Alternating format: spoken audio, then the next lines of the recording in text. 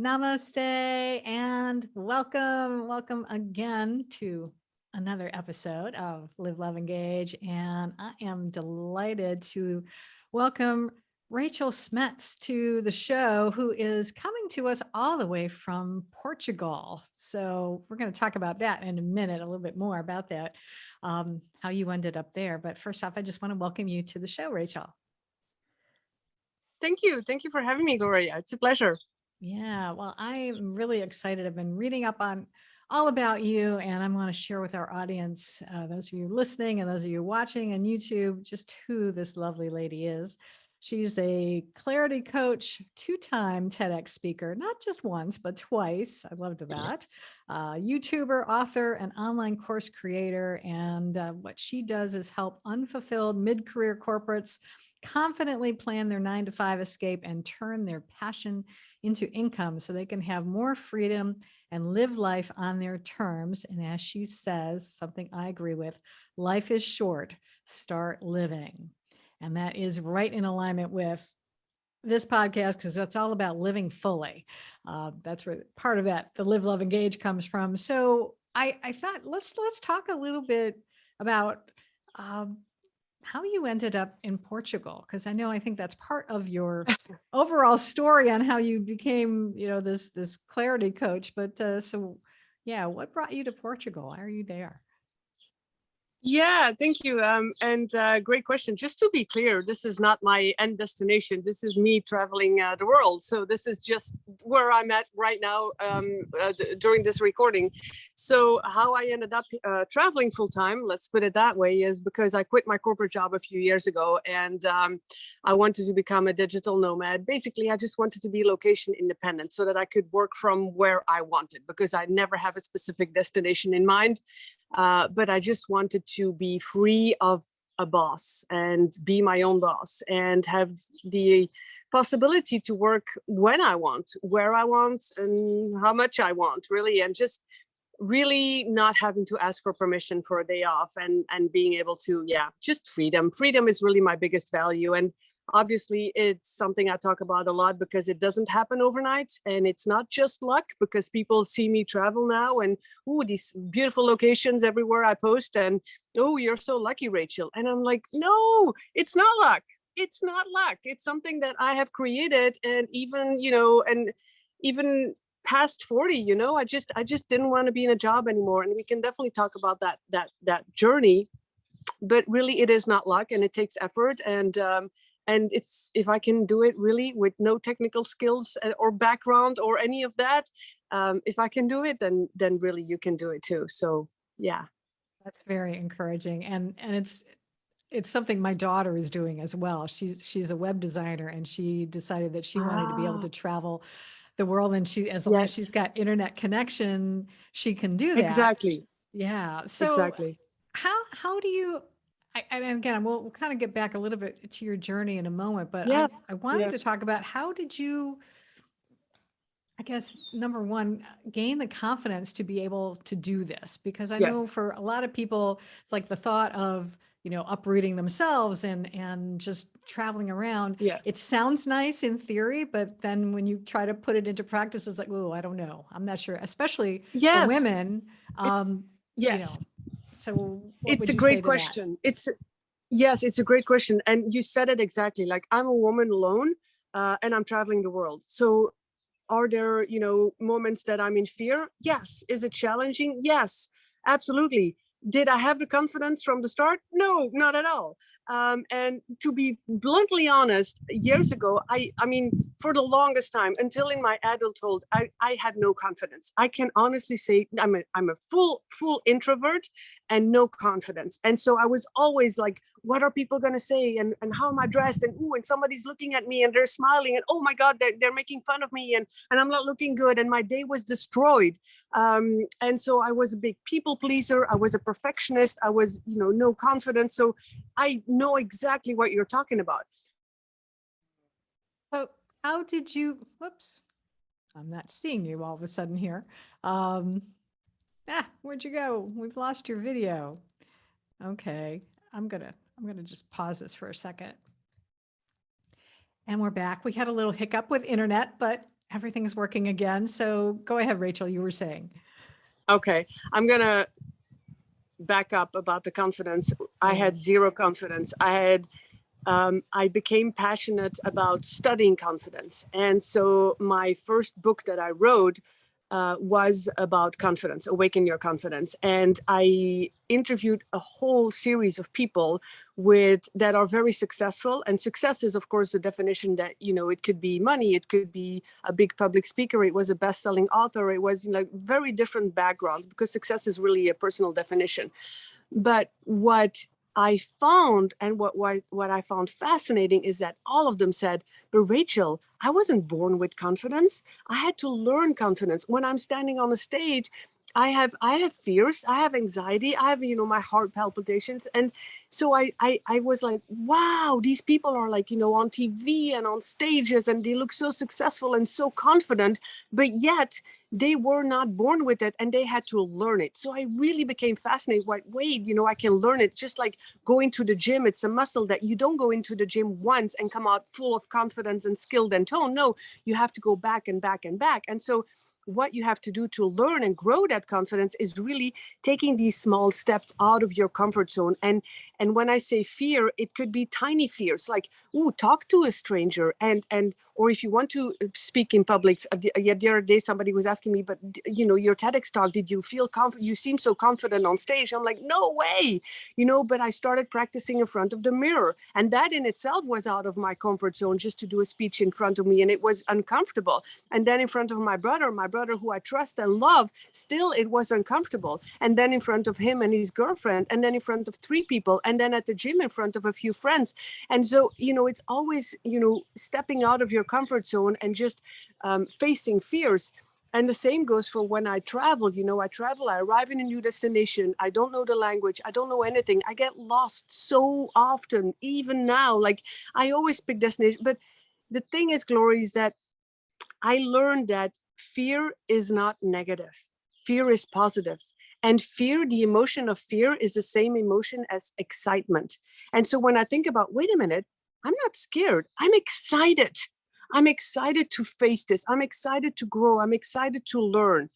And I can talk about this for hours, but really it's confidence grows by taking action, taking small steps, not trying to get to the top of the mountain, but just a hill and another hill and another hill. And so for everything I do, for my business, for my travels, for, everything I do, it's really about small steps. And now I'm traveling full time, and I sold my home and all my belongings. But years ago, I was in corporate. I traveled for 1 week. I traveled for a weekend. I pick my destinations. I'm a woman alone. I'm not going to go to Peru in the middle of nowhere. Be smart. I pick a destination where I know it's a civilized world, and there's people, and it's small steps, Gloria, and confidence grows when you practice it. It's not just practicing getting out of your comfort zone and overcoming some fears, but it's a lot of mindset. And if you want to, I can talk a little bit more about that, because the mindset is superb. And just to give you one example, if you want to dive deeper, we can, but just to give you one example, years ago, if I was walking the street, and anybody can just picture this, okay? You're walking down the street, or you're sitting in a party or in an event or something, and across the room, there's 2 people chit-chatting, and they look at you and they start really laughing. The first thing I thought was, oh no, they're laughing at me and they're making fun of me and I'm looking awful. And my day, even my week, was ruined, right? Why? Because I thought immediately they're talking about me. And so when I switched the story, oh, they're just having a good time, and they're just laughing about their night yesterday, or they're just making a joke or cracking a joke, and I just go about with my day. It's not about me, but it's the story I tell my mind. So if I had come into a new country, or I want to talk to somebody, or on a stage or anything, and I just tell myself, this is scary, I'm lost, and I'm not, and people are laughing at me, and all of these worst case scenarios, I'm not going to make it, I'm going to fail, I'm never going to, all of these stories. If I switch that, and that's the trick, you have to be aware of it. And I train myself so much to be aware of that, and then switch it, like, the best case scenario, I am going to make it. I am going to be successful. I am going to find my way. I am going to make money online. They are making fun of themselves. It's not about me. It's like, so it's mindset is, I study the mind every single day, Gloria, because without that, I would be depressed, lost, and lonely. Really, honestly.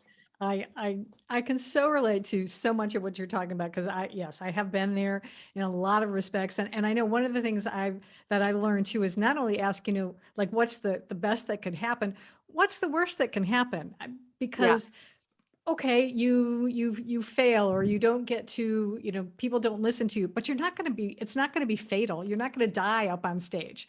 Exactly. Odds are, I mean, the chances of that happening are extremely, extremely small.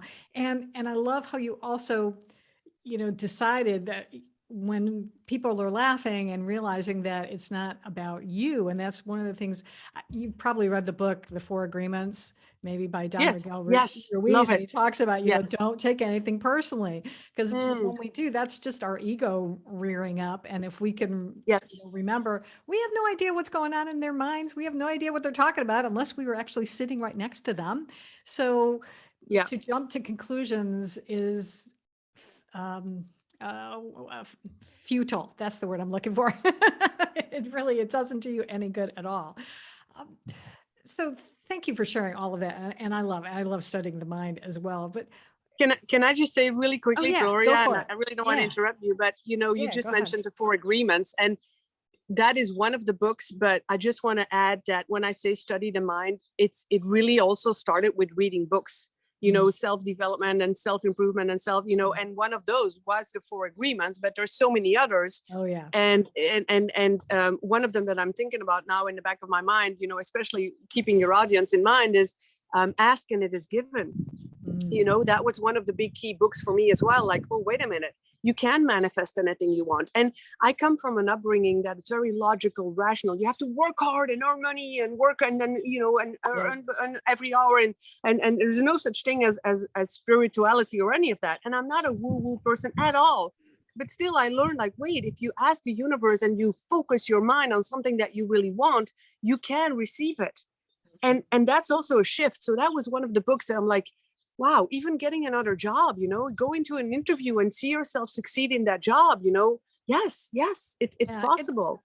Absolutely. And it really is self-fulfilling. I Yes. sometimes I know people like, friends of mine and even family members, when they focus so much on all the things that do go wrong, and then those things go wrong, it does become this self-fulfilling prophecy. And so then of Totally. course they're proven right, because see, I knew this was going to go wrong. Yeah. And at the same time, if they can switch that, because obviously that works, if you switch it to thinking what could go right, and then Yes. amazing things start happening in that respect Yes. as well. So it's so Yes. much better.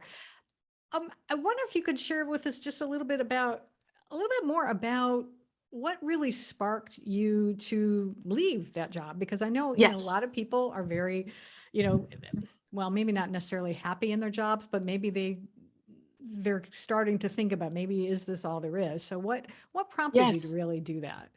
Oh, beautiful question. And by the way, I just made a video about 9 signs that it's time to leave your job. And if you look at my YouTube channel, and my name, just type Rachel Smets and you'll find it.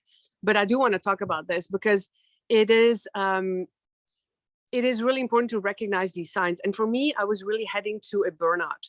But is it a burnout? Is it not? It was, for me, I never really liked working for a boss. So I always thought, oh, I'm an entrepreneur in my heart and soul. But it's more than that. It was not just like, how they talk a lot about, oh, you're dreading Monday, right? Yes, that's part of it. You wake up in the morning and you just want to hit the snooze button over and over and over again. Whereas now I wake up in the morning, I'm excited for every day.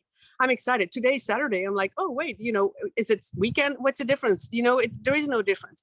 But it used to be like, oh, finally it's Friday, and then come Saturday. But then Sunday I already felt bad because I knew Monday was going to come around. And so, yes, those are signs. But for me, it was also the fact of not feeling fulfilled and not feeling I was doing something meaningful. I was working and giving away my freedom, my time, my effort to a boss. I was actually making a company rich, I suppose, and I didn't feel like I was helping someone. I was doing spreadsheets and Excel sheets and meetings and deadlines and all of those projects. But and beautiful. I was just climbing the corporate ladder, but I was climbing the wrong ladder. So I would like everybody's listening to, I hope this is not too noisy. There's just a plane crossing here. To think for themselves, like, is this what you find meaningful and rewarding? And for me, what really made a huge difference was when I started picturing myself in my final days of life, just picture yourself at 80, 90 years old, Right. looking back upon your life and thinking, have I lived the life that I wanted, or have I lived the life that others wanted for me? And that's when I'm like, oh my goodness, I want to be able to grow old and say, I've lived the life that I wanted. At least I tried, and not I regret because I have never tried. Right. Yeah. And so, yeah, I mean, for me, that's really, even now today, sometimes I'm like, when I talk to my parents, they were like, you sold your house, your belongings, you're crazy, Rachel, what are you doing? I'm like, I'm healthy, I'm fit, I'm still, I'm in my 40s. So what? I want to live this life. Yes, maybe I'm crazy, but so yeah, is your life meaningful? Do you feel fulfilled? I know deep down you know the answer. You just, whoever's watching or listening, you know the answer. And if you feel like there's more to life than this, then it's time to start changing. And that, Gloria, I have one more thing to say. It does not mean you have to quit tomorrow, because that's the fear that people have. Like, yes, Yeah. I know it's not meaningful. Yes, I know there's more out there for me, but I can't quit tomorrow. I'm not saying you have to quit tomorrow. I'm saying maybe you can build a plan so that next year you can start thinking about resigning. Yeah. This just occurred to me, and I wanted to ask you about it. What happens if you make that decision Yeah. and the people in your life are not happy with it? Yeah, What do you counsel your clients when that happens? yeah, Because it totally. frequently does happen. Oh, for sure, for sure. And Yeah. it's one of the steps within your plan, and it's one of the steps within confidence. And it's definitely something I also made a video about supporting family. So I called them okay, there's two things I want to say. One is I changed my tribe. So if you want to grow confidence, if you want to live a different life, and you stick to the people that are around you, I'm going to say something else about family though, but because your family, you can't choose, but the people around you are so, so, so important. So the more I kept talking to, let's say, colleagues, they were happy with the job. They were happy with everything. So where was that going to lead me? Nowhere. Right. So when I started shifting to people that I was inspired by people that were living the life that I wanted. If I wanted to write my first best-selling book, I started surrounding myself with authors. Same goes for my TEDx talk. Same goes for YouTube. Same goes for coaching business. I started working with coaches. I started talking to these people. And so that gave me inspiration to go that direction. The more I listened to the people that were in these fixed jobs and fixed mindsets, that wasn't going to get me anywhere. So that was a big shift for me. It also meant that some friends who didn't understand that I wanted to be an entrepreneur, I had to let go of them. Like, oh, come on and party. No, I wanted to work, because in the beginning, like I said, it takes effort to live this lifestyle. In the beginning, I had to work my job, build my online business. And so I was working all the time, evenings and weekends. I'm not going to lie about that. It takes effort in the beginning. And those who didn't understand that, I had no time for them. I had no time for parties and chit chats and all of that. Right. So I shifted my tribe. And also that was also a big move into growing confidence, because it really changed. Like, oh, I was inspired. They were pulling me. They were motivating me. And people with confidence gave me more confidence. So having said that, family is something you cannot choose, but you can choose to spend less time listening to them or talking to them. So for me, and I know exactly what I'm talking about, because I love my family, I love my parents, but the more I talk to my mom, the more she brings me down, and she just wants to keep me safe.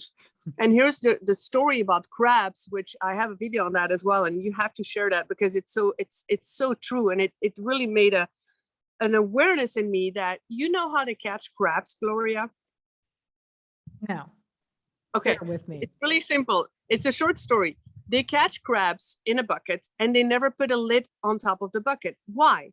because the crabs is like a family. And if one crab tries to escape out of the bucket, all the others are like pulling them back, like, no, no, no, you don't escape. So that's the crab mentality. Like, hey, you're not, we're not leaving, you're not going, right? So it's kind of that crab mentality to keep you there. And it's just our family is also trying to keep us safe. They mean well. Our loved ones, they try to keep us safe. Stay here, it's safe. You have a good paycheck, you have a good, it's safe. So if you want to escape, you got to do it and look at other people and not. So I try sometimes to not call my mom for a week. And then she'd be like, oh, I haven't heard you. It's fine. I had these traditions with family that I just let go of. It's not because, it takes a while for them to adjust, but now they're like, okay, well, that's Rachel. She just, that's her life. And, they kind of eventually turn around anyway. So it is a choice. It is a selection. Yeah. And it's, yeah. And I also see that it does, this is where that confidence comes in, because you do have to be able to learn to stand in your power and just say, this is the life I want to lead. And, I love you, and I'm still going to pursue this life that I want to lead. And so you can be supportive or not. It's learning to say no, and saying no to somebody else is saying yes to yourself. And trust me, Gloria, when I said, like, after 20, 30 years, I don't even know how many years of spending New Year's Eve was the tradition of the family, the really extended family. And suddenly Rachel was not there, she was traveling. And having to say, no, I can't be there the very first time, oh my God, it took me months to rehearse that, saying like, but then I did it. And that's the thing that, everybody has, like, the first time is hard, but then you like, actually, the world doesn't go, I'm still here, everybody's still alive. It's just, it's a story again. It's like, oh my gosh, it's a big drama, but nobody makes a drama of it, and then the next time it's easier. Absolutely. Yeah. It's like ripping that Band-Aid off. Sometimes it's, if you do it slow, it actually hurts more sometimes than if you just kind of like yank it off and just be done with it. So, what are you curious about right now? Oh, what a wonderful question. Oh, that's, what am I curious about? I'm curious about my future. I'm curious how long I'm going to be doing this, or how long I'm going to be able to do this. Having said that, now that I hear myself say that, it is just my own decision, because if I decide to do this long or not long, and when I decide to stop, I'll stop, and I'll find a place. And because you know what, Gloria, I never know, like a month ahead, I don't know where I'm going to be. I've been living abroad for more than 20 years, and I always had a home base. And since last year, even when it was still COVID, I decided to sell everything and travel full time, which means that every month I have to look for an accommodation and look for a place, and I'll never know, if I find something or not. But the moment I worry, I switch it. I'm like, no, I'll find something. And what I do is I do house and pet sitting. Maybe people are wondering, so I'm just going to say it. I do house and pet sitting around the world. So I always look for, so that's why my accommodation is free. And that's why it's so affordable, because if you start paying for hotels and, Airbnbs, it gets really expensive. So, but yeah, it is always, applying and searching. And so I never know ahead of time. I love that. But it's a challenge that excites me. So yeah.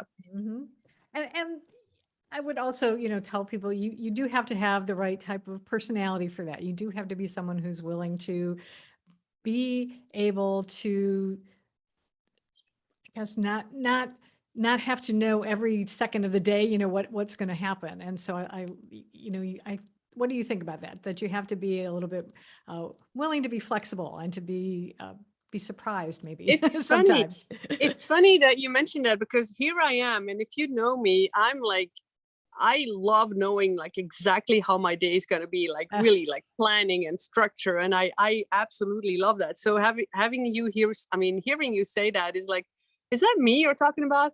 But I guess in a way it is. Yeah. I'm happy to hear that, because it's, I guess I learned that along the way, to be more flexible and to be more open-minded. And I think, Gloria, to be honest, it's more that I've learned over the past few years through studying the mind, that I trust it's going to be okay.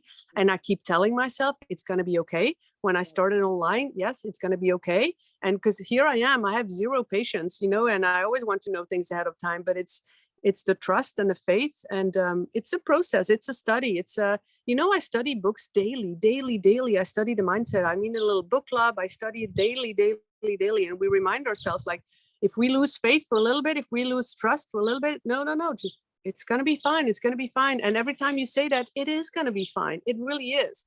Yeah. But it's because we always think like, oh, but what if, and boom, it goes wrong. Yeah, absolutely. What would you say is the biggest benefit you found from having this type of a lifestyle? Oh my goodness, so much. I really feel like I've grown.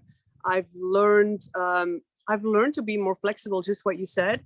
I've learned to overcome so many more fears, because every day is, again, like a week ago I was in Lisbon and in some streets that I got lost, and I'm like, oh, where am I? And it's like, but I just kept telling myself, no, I'll be fine. And I was fine. But it's just I meet amazing people around the world. I learn new things all the time. Like, literally, there's a fruit tree right behind me that I never ate before. Like, just silly things sometimes, but it's it teaches me a lot. I'm learning Portuguese now while I'm here. I mean, I always want to learn some of the local language.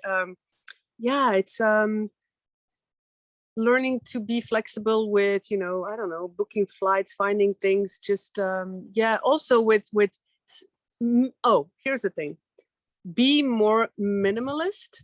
That is something that I found, that I became like, I am wearing the same things a lot. I don't buy anything new. I'm just, why? The beauty is that, of course, nobody knows me every time I come in a new country. So who knows that I'm wearing the same shirt for so long?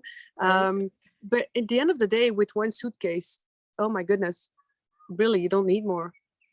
Yeah, absolutely. Yeah, and that's what my daughter did too. It was like she packed when she decided to do something similar, do this digital nomad type of life. She everything had to fit into her backpack. So, I mean, she's got a big one, but still, it was like she had to. And for the longest time, she was in a place where it was, it would snow, and we're like, "You sure you don't need to buy Ooh, boots?" And she's like, "No, I don't want boots, because then I have to take them with me." It's like, "No, yeah. I'm fine." So it's interesting. It's funny because I have to say that I think the age difference, because I'm over 40, I do like some luxury. I would never travel with a backpack.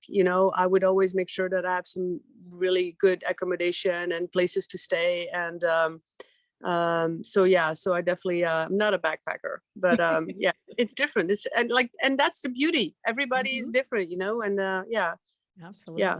I love that. Um, we've covered a lot in a very short amount of time, which is quite amazing. Is there anything that I should have asked, related to anything, either confidence or the mindset, or anything that you think would be important for our listeners to hear? Well, I think if your listeners are still in a job, I mean, what I talk mostly about is how to escape your job and live the life of freedom, right? And so I think I would like to say something about how I really started. And of course, you can find that on my YouTube channel as well. But I think it's important to know that, again, it's small steps. But I would like to give some of these steps, like if you're now in a job, and it is, we see so much out there, like, oh, you have to start online and just buy this affiliate program, or buy this webinar, or buy this course, or you need a website, or you need, buy this, buy that. And I fell in that trap in the beginning. I was looking like, how can I make money online? And because that's what I wanted. I thought, if I'm stopping with my job, there's got to be money coming in. So I was looking for all of that, and I thought, oh, I need to start affiliate. I need to do this. But then in the very beginning, who are you? You don't have a big following. So who's going to buy your product? And then, yeah, I mean, I wrote best-selling books. Is that bringing that much money? No, not at all. It's peanuts. Start an online course, but then what about, like, it's very, very overwhelming. And I just hated that overwhelm. And that's what I want from my clients, is just take away that overwhelm and taking it step by steps. And so I did put my feet into the online world slowly, without investing, without, a website, without any of that. But I would say start small and start using the skills that you have. And that's an important message that I have, because still people think, oh, if I start online, I need to learn something new, learn a new skill. Come on, guys, we're we have a life of experience. We have a backpack of skills in us. We have experience. So in my case, I speak a lot of languages, and I started tutoring languages. So those were my very first toes that I was dipping into the online world to make money online. There's a ton of websites. Trust me, I have no degree in teaching, no degree in languages, none of that ELT, SCLC, whatever it's called, none of that. But I was teaching English, conversational French, Dutch. And so then I started, because I love traveling, and I studied cultural differences. I started tutoring in cultural differences, and I actually still give webinars in that. So what I'm saying is, I use my own experience, no investment, zero technical skills, zero money, but I started in going into that online world. Then I was writing my book, all while I was still in that job, right? So I want people to know, like, look, while you're still in your job, explore things, take actions, try out things. And then now I'm no longer teaching languages, but I tried all of that, and I learned what I liked, what I didn't like, and I kind of tweaked along the way. So the thing is, Gloria, that also what we learn when we start digging into the searches on Google and online is that it's like, oh, you need one niche, and you need this, and you need this one thing. And I would say no. I would say try out different things, take action, see what works, and tweak along the way, because it's never going to be set in stone one thing, because then some people, I find it like, oh my God, they're investing in all these products or investing in launching something big, and then it flops, and then you have nothing. So I'm all for, like, no investment, no money, just try and use your own skills and expertise, and then, try it out, and you can tweak along the way. It's not forever. We change, we grow, we learn. Absolutely. Yeah. I was having this discussion with a client of mine this week as well, and because she's kind of in that same boat trying to figure out what she wants to do. And I'm like, Yeah, lean into what you know. And as yeah. long as you know more than your clients, you're going to be able to Mm, help them. And mm. and I also love how you said you didn't, this feeling that you have to have a website. I started my business as an SEO copywriter. So writing copy for businesses for their websites. It took And you had us, no website. I got my first, yeah, I didn't have a website until about maybe Yeah, 6 months yeah, after yeah, I did it, because I had to get clear really on who I was serving, and I had to get some experience under my belt. yeah. And so you don't have to have all these wonderful tools. Exactly. But yeah, I love your advice. I think it's spot on. Thank you so much for doing that. For those of our listeners and our viewers on YouTube, if they want to know more about you and want to be able to maybe check out your, TEDx Yeah. talks and things, where's the best place for people to learn more about you? The best place is, if you can spell my name, Rachel Smets, Smets. You can find me on YouTube. You can find my website, rachelsmets.com. I think, and below every video on YouTube, there's a ton of resources and free stuff and other links to connect on LinkedIn, Facebook, but everything is really Rachel Smets. So, and I'm happy to share more and answer questions, and really happy to. So thank you so much, Gloria. Well, thank you for taking time out of your Saturday to be with us and in this beautiful location. I'm very jealous. It looks I gorgeous. don't mind sitting here. I know, I can tell. So thank you so much for being with Thank us, you. and thank all of you who've been watching and listening. I really do appreciate you as well. And if you liked this episode and got some value out of it, I hope that you will share it with a friend and tell them that you've been listening and watching our show as well. So I appreciate that. And until next time, as always, I encourage you to go out and live fully, love deeply, and engage authentically.